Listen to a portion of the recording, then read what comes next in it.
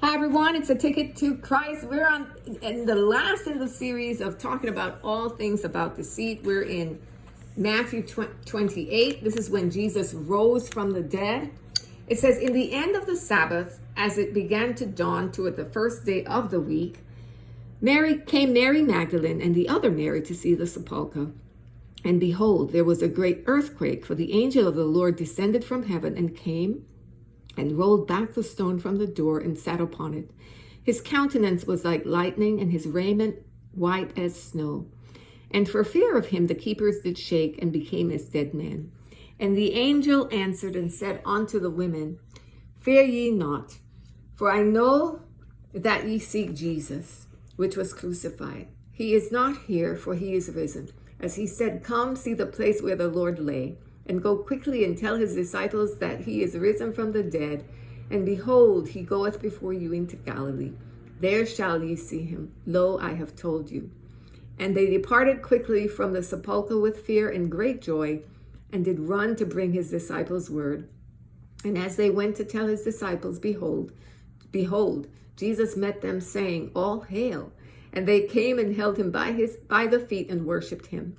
Then said Jesus unto them, Be not afraid. Go tell my brethren that they go into Galilee, and there shall they see me.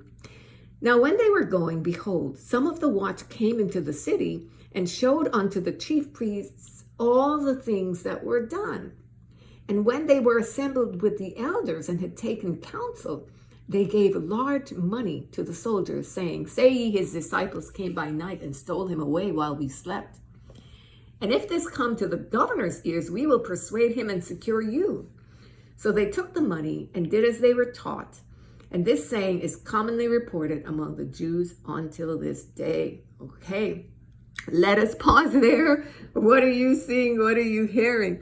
Okay, so we see spiritually, we're talking about deceitful cover-up at the highest level, right? And that is how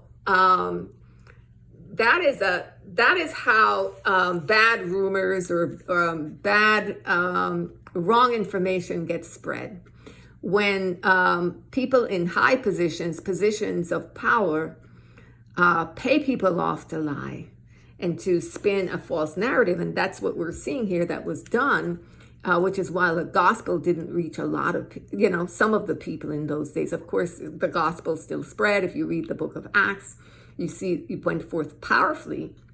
The first sermon Peter even gave, 3,000 people were baptized in Israel that day. And then from there, 5,000 people were added, and they grew and it spread, right? But initially, among probably those in the religious upper echelons of that society, the word was not allowed to go to get out. Instead, a lie was spread. So you had these soldiers, verse 12, paid off. It gave them a large amount of money and paid them off. Now, how this would come to light, I bet you it came to light because some of those paid off soldiers probably became Christians. They confessed it. But also because Jesus was showing up, and still is showing up for us today. It says, verse 15, they took the money and did as they were taught. And this saying is commonly reported among the Jews until this day. So that was back then, it was commonly reported, but it definitely would hinder the word from being spread forth to many people. When the disciples are saying he rose, then people say, well, these soldiers, like if they had it over the news, the soldiers would be on the news saying, no, his disciples came and took them away. Meanwhile, these soldiers knew they had a profound encounter, because if we look back in verses 3 through 4, it says the angel of the Lord showed up there, rolling back that stone that it was impossible for people to roll it back with just one person. He rolled it back as nothing and was just hanging out there waiting to bring the good news to pronounce to Jesus' disciples. What happened? Now these soldiers were so afraid, verse 4, it says, the fear of him, the keepers did shake and became as dead men. It means that they fainted, that they had such a terror that they fainted. And I think with this, what comes to me is that Strangely enough, although Jesus' disciples, the two women, Mary Magdalene and Mary, Jesus' mother, were fearful, because it said that in verse 8, they departed and, with fear and joy, right? They did not faint because they're Christians, they're disciples of Jesus, right? So you see the difference in reaction to righteous people versus wicked people, sometimes, not all the time, but in that just stood out to me, that these men fainted, but these two women didn't faint, but instead they were full of great joy. And maybe that's why, maybe it's that the joy overrode the level of fear. It was so strong, right? Because they were coming there thinking that they were going to, anoint his body. So back to the deception, I think from this, you see the damage that deception can do. It can bring a spiritual lie. It can really cause people to be in bondage and destroy an entire nation and an entire group of people.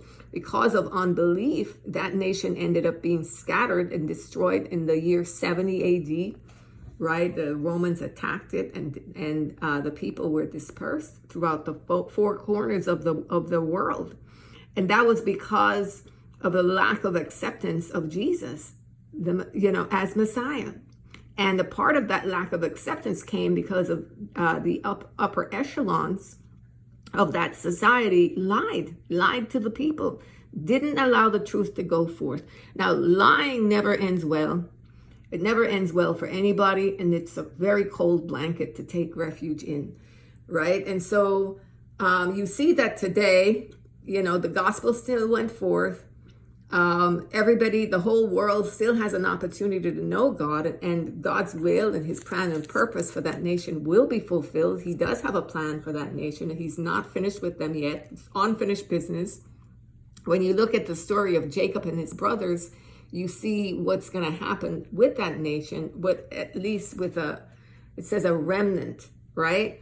So there's still unfinished business there. But in this sense, here, you see a lot of damage was done. And I think for us in the church context, in the spiritual level, just really pray for discernment, especially these days, because you don't know, don't just take blanket statements from people.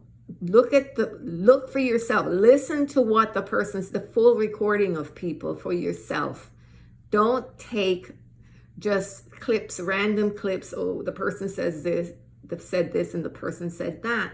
A lot of times when you listen to people in the full context of what they're saying, and it might be a long context, when you listen to the full context, they're not saying half the things that you'll see show up in the media, because they're people with a wicked agenda that's anti-Christ, anti-God, and anti the world, and they will want to bring a lie.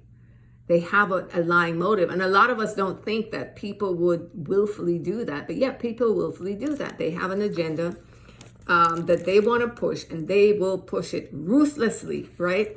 And so we've got to be mindful that we live in a time, and Jesus told us we would, that there will be a lot of deception. We looked at earlier on false witnesses, just how that's an abomination to God. We looked at people who outright lie. We looked at Jacob and Esau. We looked other good ones to study out. You could look at Samson and Delilah, just how she lied on him. You could look at Jezebel and Ahab, just how they connived and lied on this man, brought false witness against the man for his land. You could look at Joseph and Potiphar's wife, how she lied and said he tried to rape her and had him thrown in jail, just outright lied. And just the damage that does, and not only the damage, it has generational impact on families, on the families of those lied against, and on the liar's family. And so it's not a small matter. We can also look at how false witness was brought against Jesus, to try to put him to death. We can also look at how people came with a lying conversation, trying to trap him, trying to ensnare him. If you look at John 8, when they brought this woman caught in adultery, it wasn't because they had any righteous indignation. They were looking for a way to trap him. Just coming with that spirit of deceit, that lying, hypocritical approach. All of that is lying. Trying to trap people in their words. We look at you can also study out in Genesis chapter 3, the sin of omission with the devil. He told them a half truth, but didn't give them the full story, and caused her to eat of the fruit. And here we are, right? So, to wrap it up, Revelation 21 verse 8, all liars will go to hell. And that's basically where that ends. That type of, if you have a lying narrative in your life, that's where it ends. And you don't want that characteristic or quality formulated in your life. And so for some people, it's a big, obvious thing. But for other people, it's more subtle. It's more lying to yourself. James, that's another thing to look at. He says, when you read the word, you don't do what it says, you're lying to yourself, right? The truth is not in you because you're not doing what it says. You look at 1 John, the letter, it talks about the Antichrist lying spirit, those who hate their brother, the brethren in Christ, their lives, the truth isn't in them because God is love, right? You're not walking in love. So there's a lot throughout the scriptures that you can study through.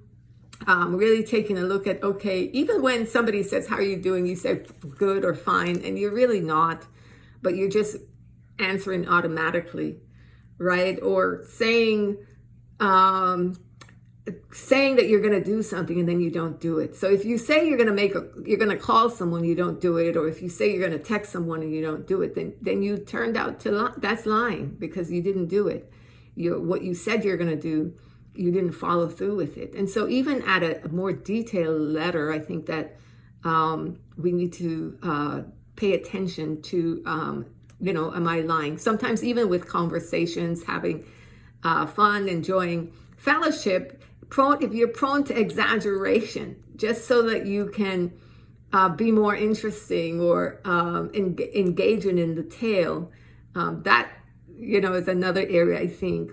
You don't want any aspect of lie. It might seem like nitpicking, but it's not. It's a spirit.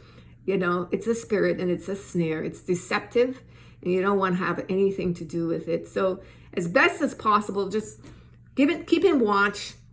If this is an area of weakness in your character, and I think it is for all of us on some level, not on maybe the more obvious levels like cover-ups at a high level and that what Satan did and all of that. But I think at different levels, all of us can look at, okay, what are areas in our lives that we're not really being forthright about or honest about, or that we're fudging the truth and things like that. And that's very different, I think, from trying to be wise or not throwing your pearls, right? Meaning that you realize that the fear of God isn't in someone, so you're not going to give them every detail about you, kind of like what Abraham did. Well, a better example is how Jesus did when he stood before Herod. Jesus did not say anything to Herod at all because he realized Herod was a perverted man who didn't have the capacity maybe to receive the gospel. Herod was the one who betrayed John the Baptist. Maybe, I don't know, but just not giving your pearls, I think, is very different. And trying to be wise is very different than the lie by omission, which when you want to, weigh it, think of Satan in Genesis chapter 3. Okay, beloved, that is it from me with this series. I hope it blessed you, gave you food for thought, helped you, and that you do your own study, of course, and get your own insights, seek your own counsel, advice, input from members of your own church or whoever is in your life that's helping you grow in your own relationship with God so that you can have a victory in this area of your life. Remember, a lie makes a very cold blanket. So that's not something you want to find refuge in any small way in your life. We'll have a new series tomorrow, beloved. I hope you join me then. Have a great day.